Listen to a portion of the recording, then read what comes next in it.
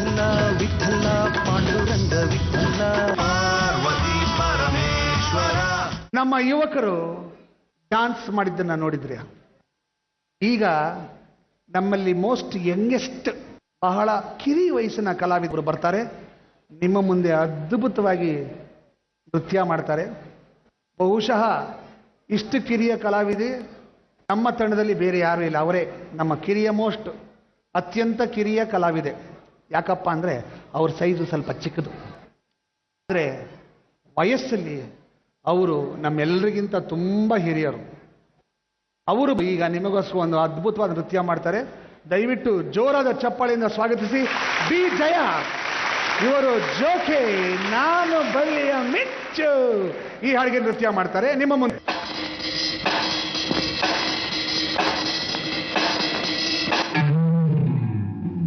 ಜೋಕೆ ನಾನು ಬಳ್ಳಿಯ ಮಿಂಚು, ಕಣ್ಣು ಕತ್ತಿಯ ಅಂಚು, ಬಲೆಗೆ ಬಿದ್ದಾಗಲಿ ಅರಿವೆ ಸಂಚು. ಜೋಕೆ ನಾನು ಬಳ್ಳಿಯ ಮಿಂಚು, ಕಣ್ಣು ಕತ್ತಿಯ ಅಂಚು, ಬಲೆಗೆ ಬಿದ್ದಾಗಲಿ ಅರಿವೆ ಸಂಚು.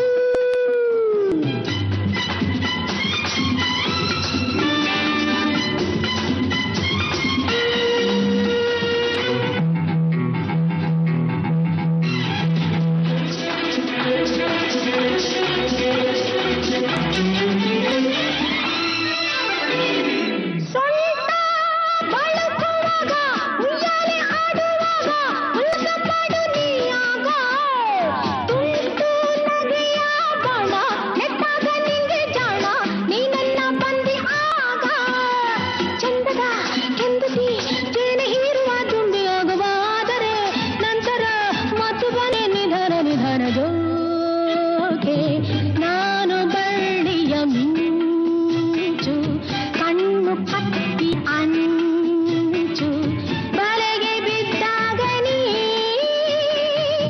ಅರಿವೆ ಸಂಚು.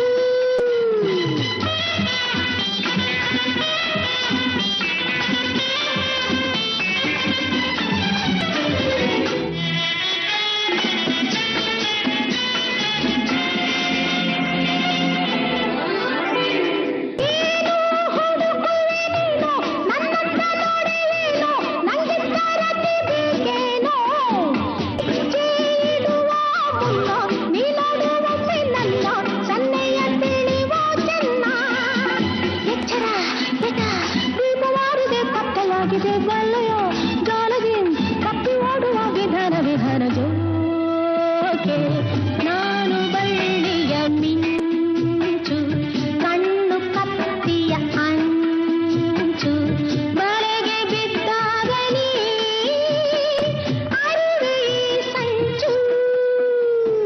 ಜೋಕೆ ಲಾರರರರರರ, ಲಾರರರರರರ,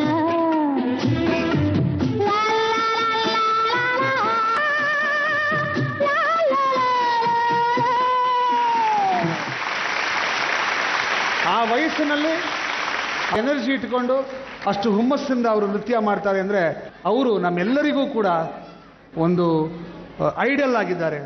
ಅವರು ಕೊಡ್ತಕ್ಕಂಥ ಪ್ರೋತ್ಸಾಹ ನಮ್ಮ ಇಡೀ ತಂಡದವರು ಬಹಳ ಭಕ್ತಿಯಿಂದ ಸ್ವೀಕರಿಸಿ ಅವರು ತೋರಿಸುವಂಥ ಮಾರ್ಗದರ್ಶನದಲ್ಲಿ ಒಳ್ಳೆ ಕಲಾವಿದರಾಗೋದಕ್ಕೆ ಬಹಳ ಕಷ್ಟಪಡ್ತಾ ಇದ್ದಾರೆ. ಹಾಗಾಗಿ ಅವರ ನಮ್ಮ ಕಾರ್ಯಕ್ರಮಕ್ಕೆ ಅದ್ಭುತವಾದಂಥದ್ದು. ಹಾಗಾಗಿ ಮತ್ತೊಮ್ಮೆ ನಿಮ್ಮೆಲ್ಲರ ಪರವಾಗಿ ಹಿರಿಯ ಕಲಾವಿದೆ ಬಿ ಜಯ ಅವರಿಗೆ ಅನಂತ ಧನ್ಯವಾದಗಳನ್ನು ಹೇಳ್ತಾ ಇದ್ದೀನಿ.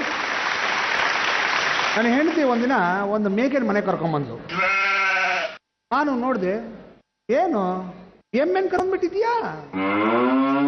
ನನ್ನ ಹೆಂಡತಿ, ರೇ ಕಣ್ಣು ಕಾಣಿಸಲ್ವಾ, ಇದು ಮೇಕೆ ಅಂದು. ನಾನು ಅದಕ್ಕೆ ಕೇಳಿದ್ದು ಅಂದೆ. ಮತ್ತೆ ಒಂದು ನಾಯಿ ತಗೊಂಡ್ಬಂದು, ಅದು ಏನು ಇಷ್ಟನೋ ಈ ಪ್ರಾಣಿಗಳು ಕಂಡ್ರೆ ನನ್ನ ಹೆಂಡತಿಗೆ. ಅದಕ್ಕೆ ಸಿಟ್ ಸ್ಟ್ಯಾಂಡ್ ಸಿಟ್ ಸ್ಟ್ಯಾಂಡ್ ಅಂತ ಪೊಳಗ್ಸಕ್ಕೆ ಬಹಳ ಕಷ್ಟಪಟ್ಲು. ಆದರೆ ಆ ನಾಯಿ ಬಗ್ಲೇ ಇಲ್ಲ. ನಾನು ನೋಡೋಷ್ಟು ನೋಡಿದೆ, ಲೇ ಅದು ನಾಯಿ ಕಣೆ, ಬಗ್ಗಲ್ಲ ನಿನ್ನ ಮಾತಿಗೆ ಅಂದೆ. ಅಯ್ಯ ನಿಮ್ಮನ್ನೇ ಪಳಗ್ಸಿ ನಾಯಿ ಯಾವ ಸುಮ್ಮನಿರ್ರಿ.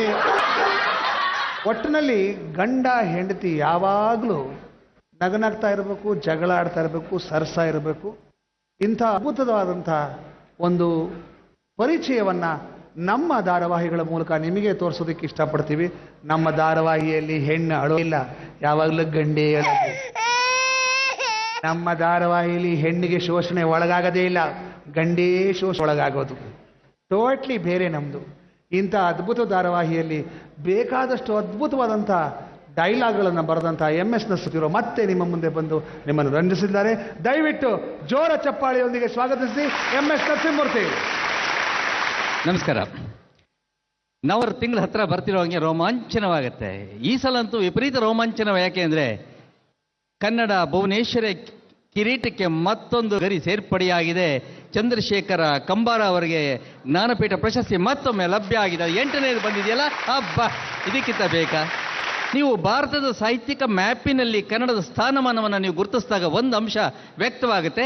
ಅತ್ಯಂತ ಹೆಚ್ಚಿನ ಜ್ಞಾನಪೀಠ ಪ್ರಶಸ್ತಿಗಳ ಸಂಖ್ಯೆಯಾದ 8 ಪ್ರಶಸ್ತಿಗಳನ್ನು ಬಾಚಿಕೊಂಡಿರೋ ಭಾಷೆ ಭಾರತದಲ್ಲಿ ಬೇರೆ ಯಾವುದೂ ಇಲ್ಲ, ಇದ್ರೆ ಕನ್ನಡ ಮಾತ್ರ ಅಂತಕ್ಕಂಥದ್ದನ್ನ ನಾನು ಅತ್ಯಂತ ಹೆಮ್ಮೆಯಿಂದ ಹೇಳ್ತಾ ಇದ್ದೀನಿ. ಅಷ್ಟೇ ಅಲ್ಲ, ಈಗ ಬ್ರಹ್ಮ ಸೃಷ್ಟಿ ಮಾಡಿದ 18 ಲಿಪಿಗಳಲ್ಲಿ ಕನ್ನಡ ಲಿಪಿಯೂ ಒಂದು ಅಂತ ಪುರಾಣಗಳು ಹೇಳುತ್ತೆ. ಅಂತಹ ನುಡಿಯ ಹಬ್ಬವನ್ನು ನವೆಂಬರ್ ತಿಂಗಳಲ್ಲಿ ಆಚರಿಸೋ ಟೈಮಲ್ಲಿ ಈ ಕನ್ನಡ ಭಾಷೆ ಬಳಕೆಯಲ್ಲಿ ಆಗೋ ವ್ಯತ್ಯಾಸಗಳಲ್ಲಿ ಏನೇನುತ್ತೆ ಅನ್ನೋದು ನನಗೆ ನೆನಪಾಗ್ತಾ ಇದೆ. ನಾನು ಜಡಗಿನಹಳ್ಳಿ ಬ್ರಾಂಚಲ್ಲಿ ಮ್ಯಾನೇಜರ್ ಆಗಿದ್ದಾಗ ಒಬ್ಬ ಉತ್ತರ ಭಾರತದಿಂದ ಒಬ್ಬ ಅಕೌಂಟೆಂಟ್ ಆಗಿ ಬಂದವನೇ ಫಸ್ಟ್ ಡೇ ಬಂದು ರಿಪೋರ್ಟ್ ಮಾಡ್ಕೊಂಡೆ. ನಾನು ಎಲ್ಲಿಂದ ಬಂದೆ ಅಂತ ಕೇಳಿದೆ. ಪಂಜಾಬ್ನವನು. ವೇರ್ ವರ್ ಯು ಬಾರ್ನ್ ಐಸೆ, ಎಲ್ಲಯ್ಯ ಹುಟ್ಟಿದೆ? ಮೀ ನಾನು ಎಸ್ ಬಂದ. ಪಂಜಾಬಿನಲ್ಲಿ ಎಲ್ಲಿ ಹುಟ್ಟಿದೆ ಕೇಳಬೇಕಾಗಿತ್ತು. ಎಲ್ಲಿ ಅಂತ, ಈಗ ಮೈಸೂರು ಕರ್ನಾಟಕ ಅಂದ್ರೆ ಅಲ್ಲೆಲ್ಲಿ ಅಂತ ಕೇಳ್ತೀವಲ್ಲ ಹಾಗೆ ಪಂಜಾಬ್ ಅಂದ. ಎಲ್ಲಿಂದ? ಪಂಜಾಬ್ ಅಂದ ತಕ್ಷಣ ನಾನು ವಿಚ್ ಪಾರ್ಟ್ ಅಂದೆ. ತಕ್ಷಣ ಅವನು ಸಿಟ್ಟು ಬಂದ್ಬಿಡ್ತು. ವಾಟ್ ಯಾರ್ which part? No part by part birth, the whole body was in Punjab ಅಂದ. ಹೀಗೆ ನಾವು ಹೇಳಿದ್ದು ತಪ್ಪಾಗಿ ಕನ್ವೆ ಆದಾಗ ಹಾಸ್ಯ ತನಗೆ ತಾನೇ ಹುಟ್ಕೊಳ್ಳುತ್ತೆ ಅನ್ನೋಕ್ಕೆ ಇಂಥ ಉದಾಹರಣೆ.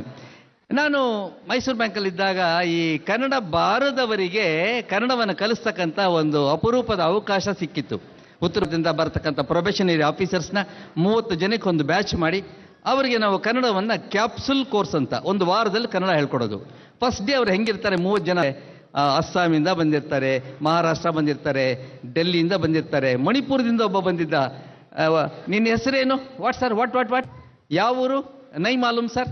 ಏನೂ ಗೊತ್ತಾಗಲ್ಲ ಅವ್ರಿಗೆ. ಅವ್ರಿಗೆ ನಾವು ಹೇಳ್ಕೊಡ್ತಾ ಇದ್ವಿ, ನಿಮಗೆ ಏನಾದರೂ ಅರ್ಥವಾಗಲಿಲ್ಲ ಕನ್ನಡ ಪ್ರಶ್ನೆ ಅಂದರೆ ಅದಕ್ಕೊಂದು ಸ್ಟ್ಯಾಂಡರ್ಡ್ ಇದೆ. ಏನಂದರೆ ಗೊತ್ತಿಲ್ಲ ಅಂದರೆ that is the correct answer for all Kannada questions ಅಂತ ಹೇಳ್ಕೊಟ್ಬಿಟ್ಟೆ ಫಸ್ಟ್ ಡೇ. ಒಬ್ಬ ಮಣಿಪುರಿ ಹುಡುಕೊಂಡ, 1 minute sir I will write down ಅಂದ್ಬಿಟ್ಟು ಗೊತ್ತಿಲ್ಲ GOITTLLA ಗೊತ್ತಿಲ್ಲ ಗೊತ್ತಿಲ್ಲ ಗೊತ್ತಿಲ್ಲ ಅಂತ ಬರ್ಕೊಂಡು ಕಟ್ ಮಾಡ್ಕೊಂಡು ಹೋಗ್ಬಿಟ್ಟ. ನೆಕ್ಸ್ಟ್ ಡೇ ಬೆಳಿಗ್ಗೆ 2 ಅವರ್ಸ್ ಬ್ಯಾಂಕಲ್ಲಿ ಕೆಲಸ ಮಾಡಬೇಕು. ಮ್ಯಾನೇಜರು ಏನೋ ಕೇಳ್ತಿದ್ದಾರೆ, ರೀ ಆ ಲೆಡ್ಜರ್ ಎಲ್ರಿ ಇದೆ ಅಂತ ಯಾರಿಗೋ ಕೇಳಿದಾಗ ಈ ಮಣಿಪುರಿ ಹುಡುಗ ನೋಡು ಗೊತ್ತಿಲ್ಲ ಸರ್ ಅಂದಂತೆ. ಮ್ಯಾನೇಜರ್ಗೆ ಆಶ್ಚರ್ಯ, ಒಂದೇ ದಿನಕ್ಕೆ ಎಷ್ಟು ಕನ್ನಡ ಕಲಿಸ್ಬಿಟ್ಟಿದ್ದಾರೆ ಇವರು ಅಂತ. ಅವನು ಬರ್ತಿದ್ದಿದ್ದು ಒಂದೇ ಪದ.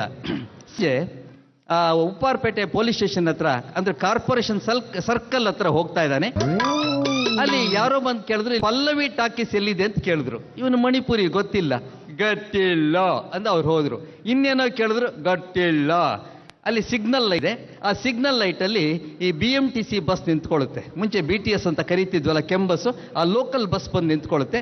ಮುನ್ನ ಬಾಗಲಲ್ಲಿ ಕೇವಲ ಹೆಂಗಸರು ಮಾತ್ರ ಹತ್ತಬೇಕು, ಹಿಂದಿನ ಬಾಗಿಲಲ್ಲಿ ಗಂಡಸರು ಹತ್ತಬೇಕು. ಇದು ಇಲ್ಲಿನ ರೂಲು. ಆದರೆ ಉತ್ತರ ಭಾರತದಲ್ಲಿ ಯಾರು ಎಲ್ಲಿ ಬೇಕಾದ್ರೂ ಹತ್ಬೋದು, ಈ ರಿಸ್ಟ್ರಿಕ್ಷನ್ ಇಲ್ಲ. ನಮ್ಮ ಮಣಿಪುರಿ ಹುಡುಗನಿಗೆ ಗೊತ್ತಿಲ್ಲ, ಸಿಗ್ನಲ್ ಲೈಟಲ್ಲಿ ನಿಂತಿದೆ ಬಸ್ಸು, ಮುಂದಿನ ಬಾಗಿಲಲ್ಲಿ ಹತ್ಕೊಂಡ್ಬಿಟ್ಟ ಬಸ್ನ. ಆ ಡ್ರೈವರ್ ಏನು ಸಿಟ್ಟು ಬಂತು ನೋಡಿ ಅಂದ್ರೆ, ಮುಖ ಗಂಟಿಟ್ಕೊಂಡು ಕಣ್ಣು ಕೆಂಪು ಮಾಡ್ಕೊಂಡು, ರೇ ಸ್ವಾಮಿ ಡ್ರೈವರ್ ಬೈದ, ನೀವೇನು ಗಂಡಸ್ರೋ ಇಲ್ಲ ಹೆಂಗಸ್ರೋ ಅಂದ. ಅದಕ್ಕೆ ಗೊತ್ತಿಲ್ಲ.